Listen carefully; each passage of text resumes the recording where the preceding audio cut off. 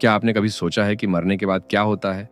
क्या होता है उस पल जब हमारी सांसें रुक जाती हैं, दिल धड़कना बंद कर देता है और हम इस दुनिया से विदा लेते हैं? अक्सर हम मौत से डरते हैं क्योंकि हम उसके बारे में कुछ नहीं जानते। वो एक रहस्य है, अंधेरे से भरा, डरावना और अनजान। लेकिन तिब्बती बौद्ध धर्म में मृत्यु को डर का कारण नहीं, बल्कि आत्मा की अगली यात्रा का दरवाजा माना गया है।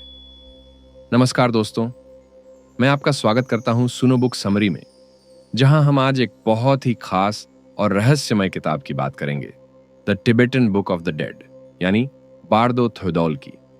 ये एक ऐसी गाइड है जो आत्मा को मृत्यु के बाद के रहस्यमयी रास्तों में मार्गदर्शन देती है। इसे मृत्यु के समय किसी व्यक्ति के कानों में पढ़ा जाता है ताकि वो आत्मा डर या भ्रम में ना फंसे और अपनी अगली यात्रा में आगे बढ़ सके। ये सिर्फ एक किताब नहीं, बल्कि एक आध्यात्मिक नक्शा है जो बताता है कि मृत्यु के बाद आत्मा किन किन अवस्थाओं से गुजरती है, कौन से दृश्य सामने आते हैं, कौन से निर्णय उसे लेने होते हैं और कैसे वो अपने कर्मों के अनुसार अगला जन्म पाती है या मुक्ति की ओर बढ़ती है। लेकिन ये ज्ञान सिर्फ मरने वाले के लिए नहीं है, बल्कि हम सब के लिए है जो जिंदा हैं, जो हर दिन किसी ना किसी बर्दों से गुजरते हैं, जैसे जागते हुए, सपने में, ध्यान में या बदलाव के समय। इस किताब को पढ़ने का मतलब है मृत्यु के डर को समझ में बदल देना, अज्ञात को ज्ञान में बदल देना और जीवन को पूरी जागरूकता से जीना।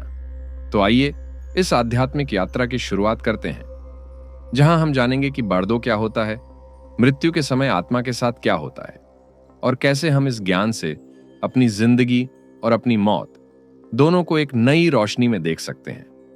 बर्दो एक तिब्बती शब्द है जिसका मतलब होता है बीच की अवस्था, यानी दो स्थितियों के बीच का समय। यह कोई कल्पना नहीं है, बल्कि एक ऐसी स्थिति है जहां आत्मा न तो पूरी तरह से इस जीवन में होती है और न ही अगले जन्म में पहुंची होती है। यह एक संक्रमण काल होता है, एक पुल की तरह जो दो दुनियाओं को जोड़ता है। तिब्बती बौद्ध धर्म के अनुसार इंसान सिर्फ एक बार बर्दों में नहीं जाता, बल्कि हम सब हर दिन अलग अलग बर्दों से गुजरते रहते हैं। जैसे जब हम जागते हैं वो एक बर्दो है, जब हम सोते हैं और सपने देखते हैं वो भी एक बर्दो है, जब हम ध्यान लगाते हैं या गहरी भावनाओं से गुजरते हैं तब भी हम एक तरह के बर्दों में होते हैं। लेकिन सबसे रहस्यमयी और महत्वपूर्ण बर्दो होता है मृत्यु के बाद का बर्दो। इस किताब में मुख्य रूप से 3 तरह के मृत्यु के बर्दो बताए गए हैं। पहला है चिखाई बर्दो, जब मृत्यु का पहला क्षण आता है और आत्मा शरीर से अलग होती है। दूसरा है चौयनी बर्दो, जब आत्मा को अलग अलग दिव्य या डरावने दृश्य दिखाई देते हैं। और तीसरा है सिद्धपा बर्दो, जब आत्मा किसी नए जन्म की ओर बढ़ रही होती है। इन तीनों बर्दों में आत्मा को ऐसा लगता है जैसे वो सपना देख रही हो, लेकिन यह सपना बहुत असली होता है और वही तय करता है कि आत्मा को आगे क्या मिलेगा, एक नया जन्म या मोक्ष। अब सवाल यह है, अगर ये सिर्फ मृत्यु के बाद की बातें हैं तो हमें अभी क्यों जानना चाहिए? इसका जवाब यह है क्योंकि तिब्बती परंपरा मानती है कि अगर कोई जीवित व्यक्ति अभी से इन अवस्थाओं को समझ ले और ध्यान, साधना या जागरूकता के जरिए अपने मन को स्थिर कर ले, तो वो न केवल मृत्यु के समय सही निर्णय ले सकता है, बल्कि इस जीवन को भी ज्यादा अर्थपूर्ण और शांतिपूर्ण बना सकता है। इसलिए बर्दो सिर्फ मृत्यु की बात नहीं करता, यह जीवन को समझने का एक आध्यात्मिक आईना है। एक ऐसा आईना जिसमें हम अपनी चेतना को देख सकते हैं, बिना डर के, बिना भागे हुए। जब हमारा शरीर अंतिम सांस लेता है तो उसके तुरंत बाद एक अनोखा रहस्यमय समय शुरू होता है। तिब्बती बुद्धिज्म इसे चिखाई बर्दो कहते हैं, यानी मृत्यु के बाद की पहली अवस्था। इस समय आत्मा, जो अब शरीर से पूरी तरह अलग हो चुकी होती है, असलियत में उस बदलाव को समझ नहीं पाती कि अब वह मृत है। इस पल में शरीर के 5 मूल तत्व, पृथ्वी, जल, अग्नि, वायु और आकाश, धीरे धीरे टूटते और विलीन होते जाते हैं। जैसे जैसे ये तत्व खत्म होते हैं, हमारे शरीर की सारी संवेदनाएं धुंधली होती जाती हैं। आंखों के सामने अंधेरा छा जाता है, दिल की धड़कन धीमी पड़ जाती है और सांसें कम हो जाती हैं। एक तरह से शरीर पूरी तरह बंद होने लगता है, लेकिन आत्मा का सफर यहीं से शुरू होता है। चिखाई बर्दों में आत्मा को एक चमकीला, तेज प्रकाश दिखाई देता है, जिसे प्राइमल लाइट कहा जाता है।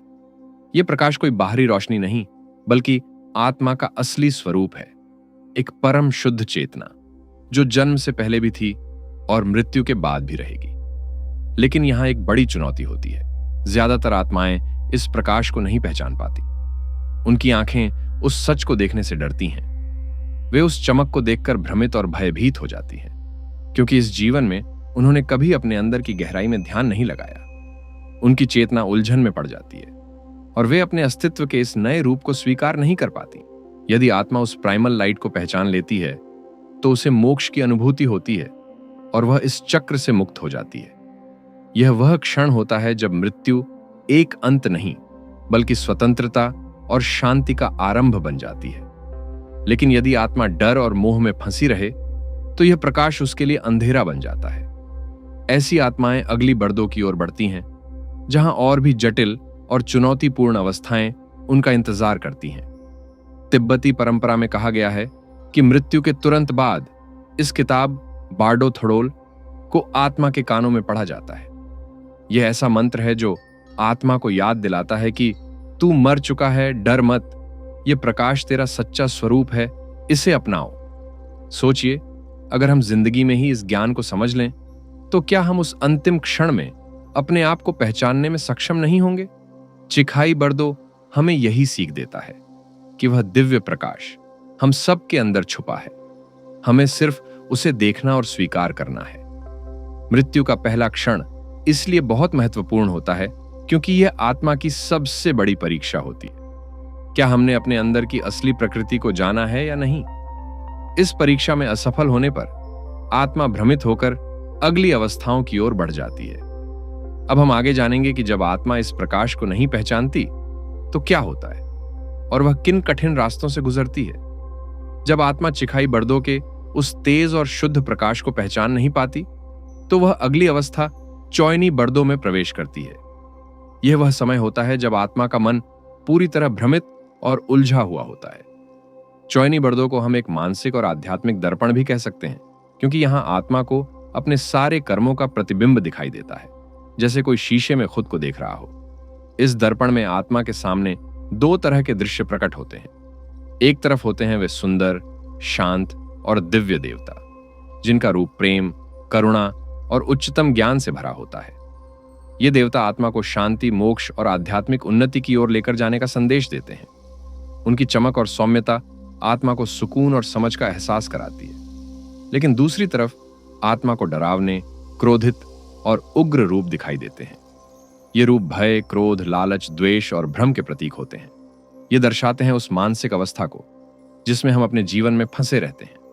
जब हमारा मन गुस्सा करता है, डरता है या किसी चीज का मोह करता है, ये डरावने रूप आत्मा को भयभीत कर देते हैं, जैसे कोई भयानक सपना जो असली लग रहा हो।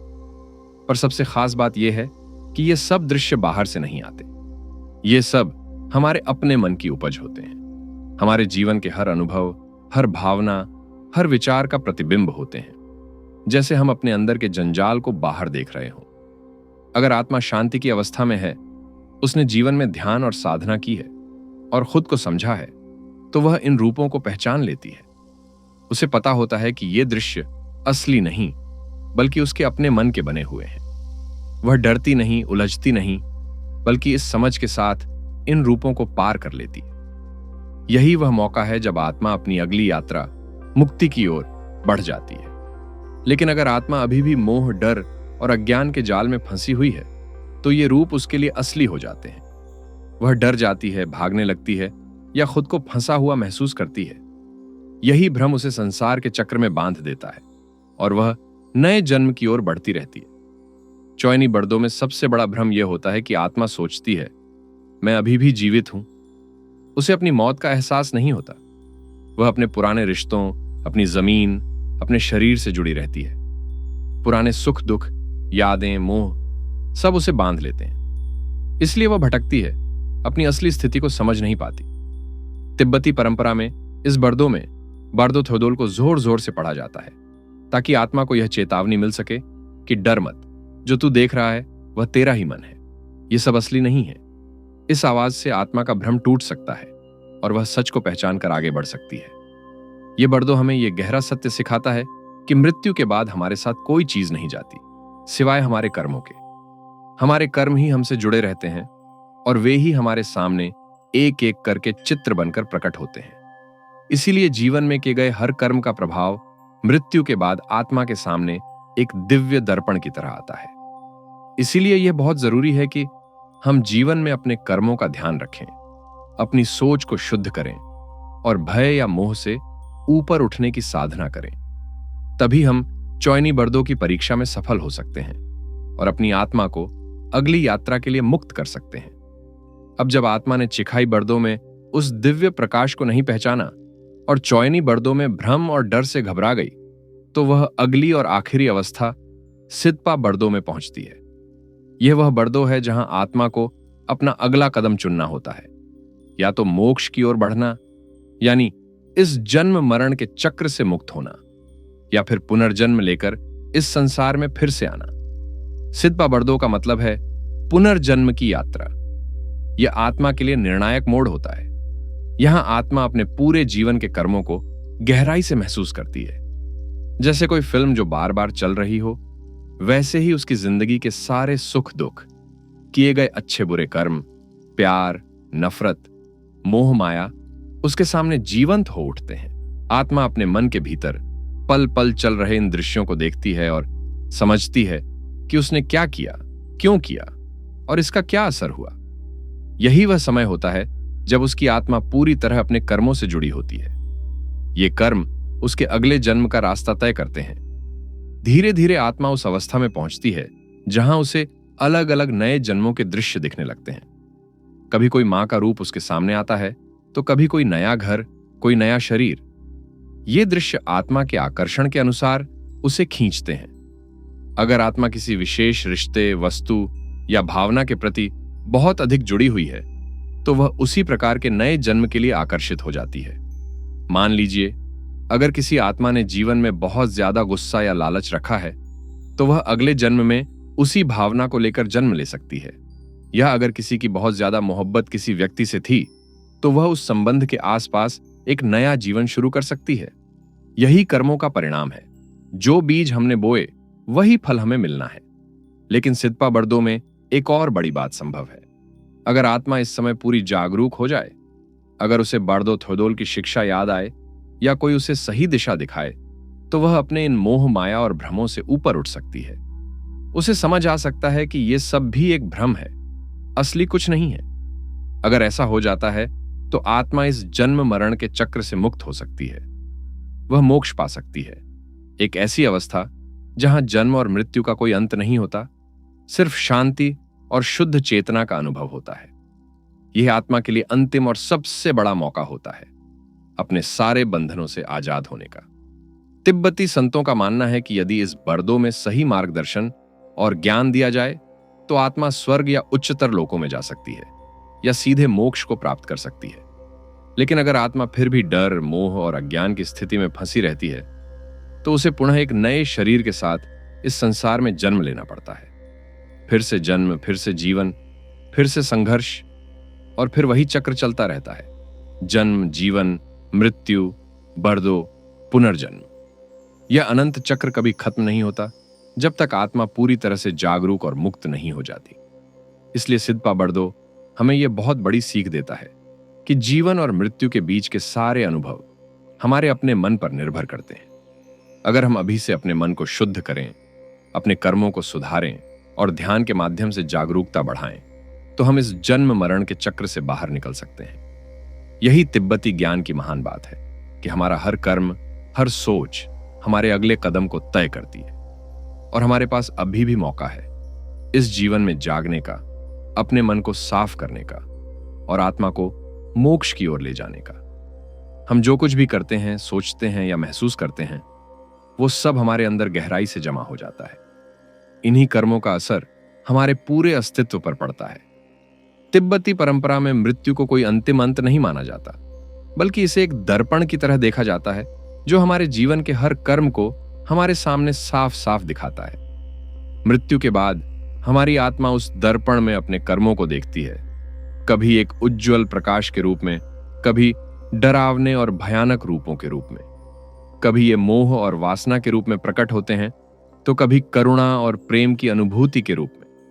यही कारण है कि कहा जाता है, हमारा पूरा जीवन मृत्यु का अभ्यास है।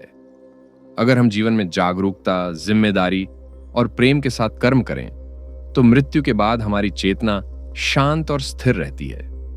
हम बर्दों की यात्रा में भ्रमित या भयभीत नहीं होते, बल्कि सही मार्ग पहचान पाते हैं। परंतु अगर हमारे मन में लालच, द्वेष और मोह रहे तो ये मानसिकता मृत्यु के बाद भी हमारे साथ रहती है और हमें भटकाव में डाल देती है। यह सवाल स्वाभाविक है, क्या हम अपनी चेतना को इस तरह नियंत्रित कर सकते हैं कि मृत्यु के बाद भी हम शांति बनाए रखें? इसका जवाब है हाँ, बिल्कुल।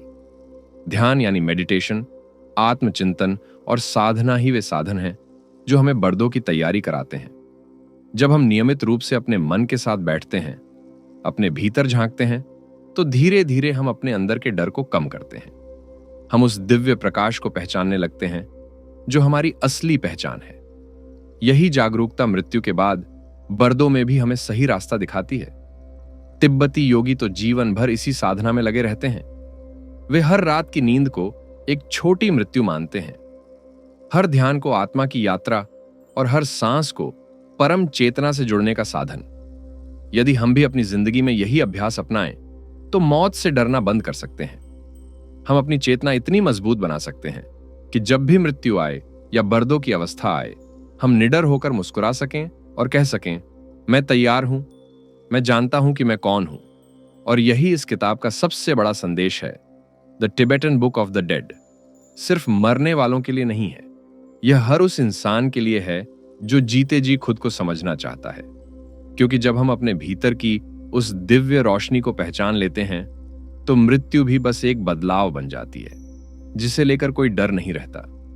जब हम the Tibetan book of the dead पढ़ते या सुनते हैं तो एक सवाल जरूर मन में आता है, इसका मेरी रोजमर्रा की जिंदगी से क्या संबंध है? यही इस किताब की असली खूबी भी है।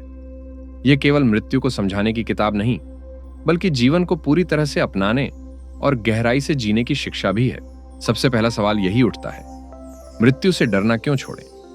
डर तो तब होता है जब हमें कुछ खोने का एहसास हो। लेकिन अगर हम समझ जाएं कि मृत्यु कोई अंत नहीं, बल्कि एक नया परिवर्तन और यात्रा है, तो वह भय धीरे धीरे खत्म हो जाता है। तिब्बती बुद्धिज्म का यही संदेश है कि मृत्यु को जीवन का एक अनिवार्य हिस्सा मान लेने से हम हर पल को पूरी जागरूकता और गहराई से जी सकते हैं। हर सुबह उठकर यह सोचें कि आज का दिन आखिरी हो सकता है, फिर उस दिन को पूरी ईमानदारी, प्रेम और ध्यान के साथ जी। अगर किसी से मनमुटाव हुआ है तो सुलझाएं, जिसे प्यार करते हैं उसे खुलकर जताएं। अपने परिवार, मित्रों से दिल से बात करें, क्योंकि जो अधूरापन मृत्यु के बाद आत्मा को सताता है उसे हम जीवन में ही पूरा कर सकते हैं। अब सवाल उठता है, बर्दों की ये शिक्षाएं हम अपनी जिंदगी में कैसे उतारें? इसका उत्तर सरल है। बर्दों की 3 अवस्थाएं हमें 3 महत्वपूर्ण अभ्यास सिखाती हैं। प्रकाश को पहचानना, अपनी चेतना को जागरूक बनाना, नियमित ध्यान और आत्मनिरीक्षण के जरिए भ्रम को समझना। जीवन के डर, क्रोध, लालच जैसे भाव मन की कल्पनाएं हैं जिन्हें पहचान कर भी शांति बनाए रखना। आकर्षण और मोह से मुक्त होना, रिश्तों और जिम्मेदारियों को निभाते हुए भी आसक्ति से ऊपर उठना। यदि हम इन तीनों को अपने दैनिक जीवन में अपनाएं तो मृत्यु न केवल एक सहज बदलाव बन जाती है, बल्कि जीवन खुद एक सुंदर साधना बन जाता है। तिब्बती संतों का कहना है, मृत्यु को समझ लेना ही जीवन को अर्थपूर्ण बनाता है। तो आइए इस ज्ञान को अपने दिल में जगह दें। हर दिन को एक नए अवसर की तरह देखें, हर श्वास को जागरूकता से भर दें और अपने संबंधों को प्रेम और करुणा से पोसें। याद रखें, जो मृत्यु से नहीं डरता वही सच में जीना जानता है। यही इस किताब की सबसे बड़ी सीख है। अब तक हमने जाना कि मृत्यु क्या है, बर्दों की 3 अवस्थाएं कैसी होती हैं और मृत्यु के बाद आत्मा किस अद्भुत यात्रा से गुजरती है। लेकिन सबसे महत्वपूर्ण सवाल यह है, क्या हम इस यात्रा की तैयारी अभी से कर सकते हैं? इसका जवाब है हाँ, बिल्कुल कर सकते हैं। और यही the Tibetan book of the dead की सबसे अनमोल सीख भी है। तिब्बती योगी और साधक मानते हैं कि मृत्यु से पहले की साधना ही सच्चा जीवन है। इसका मतलब यह बिल्कुल नहीं कि हमें जंगलों में जाकर तपस्या करनी है या गुफाओं में खुद को अलग थलग कर लेना है। असल में इसका मतलब है कि हम हर दिन कुछ वक्त खुद के लिए निकालें, अपनी आत्मा से जुड़ें और अपने मन को शांति दें। मौन और ध्यान ये मृत्यु की तैयारी के सबसे पहले और सबसे जरूरी कदम है। जब हम रोजाना कुछ पल के लिए शांत बैठते हैं, अपनी सांसों को महसूस करते हैं और अपने विचारों को आते जाते देखते हैं, तो हम अपने भीतर एक गहराई महसूस करने लगते हैं। यही गहराई और मौन मृत्यु के समय हमारा सबसे बड़ा मार्गदर्शक बनता है। यह हमें अपने अंदर की वास्तविक पहचान से जोड़ता है, जो न तो जन्म लेती है और न ही मरती है। दूसरा महत्वपूर्ण अभ्यास है मंत्रों का जाप। तिब्बती परंपरा में कई विशेष मंत्र हैं जो आत्मा को बर्दों की यात्रा में सहारा देते हैं, जैसे एयुएम मणि पद्मे हूं। यह करुणा का मंत्र है जो हमारे भीतर के प्रकाश को जगाता है और आत्मा को उस प्रकाश की ओर खींचता है। मंत्रों का उच्चारण, सुनना या मन ही मन दोहराना हमारे चेतन और अवचेतन मन दोनों में एक सकारात्मक ऊर्जा का संचार करता है। यह ऊर्जा मृत्यु के समय आत्मा को स्थिरता और साहस देती है। तीसरा और सबसे गहरा अभ्यास है मृत्यु को पूरी सजगता और प्रेम से देखना। ज्यादातर लोग मौत को डर, टालने या भूलने की कोशिश करते हैं, लेकिन अगर हम उसकी ओर खुले दिल से, समझदारी से और स्वीकार्यता के साथ देखें तो उसका भय धीरे धीरे समाप्त हो जाता है। कई तिब्बती साधक रोज ध्यान में यह कल्पना करते हैं, अगर आज मेरी मृत्यु हो जाए तो मैं क्या अधूरा छोड़ रहा हूं। यह अभ्यास हमें अपने जीवन में ज्यादा जागरूकता, स्पष्टता और उद्देश्य के साथ जीने के लिए प्रेरित करता है। यह ध्यान भले ही तिब्बती बौद्ध परंपरा से आया हो, लेकिन इसके अभ्यास किसी एक धर्म, जाति या संस्कृति तक सीमित नहीं है। यह सभी मानवता के लिए है। हर उस आत्मा के लिए है जो जीवन को गहराई से समझना और मृत्यु को शांति से स्वीकारना चाहती है। जब हम जीवन में नियमित ध्यान, मंत्र, करुणा और मौन को अपनाते हैं तो मृत्यु हमारे लिए कोई अजनबी, डरावना विषय नहीं रह जाता, बल्कि वह एक जानी पहचानी, सम्मानित यात्रा बन जाती है, जैसे एक यात्रा जो हमने अपने भीतर की तैयारी से सहज बना ली हो। थोड़ा और आगे बढ़ें तो यह आध्यात्मिक अभ्यास हमारे जीवन को न केवल मृत्यु के लिए तैयार करते हैं, बल्कि हमें जीवन की असली खुशी, शांति और संतुलन तक भी पहुंचाते हैं। हम छोटे छोटे तनावों से मुक्त हो जाते हैं, हमारे रिश्ते गहरे बनते हैं और हम हर परिस्थिति में स्थिरता के साथ खड़े रह पाते हैं। मृत्यु की तैयारी का मतलब है जीवन को पूरी तरह से अपनाना, हर पल की कद्र करना और आत्मा की सच्ची पहचान से जुड़ना। इसलिए आज ही से यह साधन शुरू करें, चाहे वह ध्यान हो, मंत्र जाप हो या मृत्यु के प्रति सजगता की साधना। इस तैयारी से आपके जीवन में एक नई ऊर्जा आएगी जो आपको न केवल मृत्यु के भय से मुक्त करेगी, बल्कि आपको एक पूर्ण, जागरूक और अर्थपूर्ण जीवन का उपहार भी देगी। The Tibetan book of the dead की शिक्षाएं हमें यह गहरा संदेश देती हैं कि मृत्यु कोई समाप्ति नहीं, बल्कि एक नए अध्याय की शुरुआत है। जब हम इसे समझते हैं तो जीवन और मृत्यु के बीच की जो दूरी हमें डराती थी, वह मिट जाती है। हमारी आत्मा इस भौतिक जीवन से उस अगली दुनिया की ओर बढ़ती है जहां कर्मों का फल मिलता है और चेतना की यात्रा निरंतर चलती रहती है। यह यात्रा न तो भयावह होती है, न ही भ्रमित करने वाली, बल्कि यह मुक्ति की प्रक्रिया है, एक ऐसा अवसर जो हमें अपने सच्चे स्वरूप से मिलने का मौका देता है। तिब्बती ज्ञान हमें सिखाता है कि जीवन और मृत्यु दोनों अभिन्न हैं, जैसे सांस लेने और छोड़ने का सिलसिला। जब हम इस सत्य को दिल से स्वीकार कर लेते हैं तो हर दिन, हर पल हमें एक नई जागरूकता और अर्थ से भर देता है। यह ज्ञान हमें यह भी समझाता है कि मृत्यु से डरना बंद करें। जब हम मृत्यु को जीवन का स्वाभाविक हिस्सा मान लेते हैं तो हमारे अंदर एक अनोखी शांति और स्थिरता आती है। हम न केवल अपने कर्मों के प्रति जिम्मेदार बनते हैं, बल्कि जीवन को एक सुंदर साधना की तरह अपनाते हैं, जहां हर अनुभव से सीखना, हर रिश्ते को संजोना और हर क्षण में पूरी तरह जीना शामिल होता है। इस प्रक्रिया में आत्मा की मुक्ति का रहस्य छिपा है। अपने भीतर की असली प्रकृति को पहचानना, अपने कर्मों का बोध करना और जीवन को पूर्णता के साथ जीना। मृत्यु को स्वीकारना केवल एक अंत की तैयारी नहीं, बल्कि एक नई शुरुआत का उत्सव है। तो आज से हम यह संकल्प लें कि मौत को भय के रूप में नहीं, बल्कि जीवन की यात्रा का एक महत्वपूर्ण पड़ाव मानेंगे। जब हम इसे अपनाते हैं तो हम वास्तव में जीवन के असली स्वामी बन जाते हैं। The Tibetan book of the dead की ये शिक्षाएं केवल तिब्बती बुद्धिज्म की सीमाओं में नहीं बंधती, बल्कि ये उन सभी के लिए हैं जो जीवन और मृत्यु की गहराई में उतरना चाहते हैं, अपने अस्तित्व की सच्चाई को समझना चाहते हैं इस ज्ञान को अपने दिल में रखिए और हर दिन को एक नए प्रकाश और ऊर्जा के साथ जिए।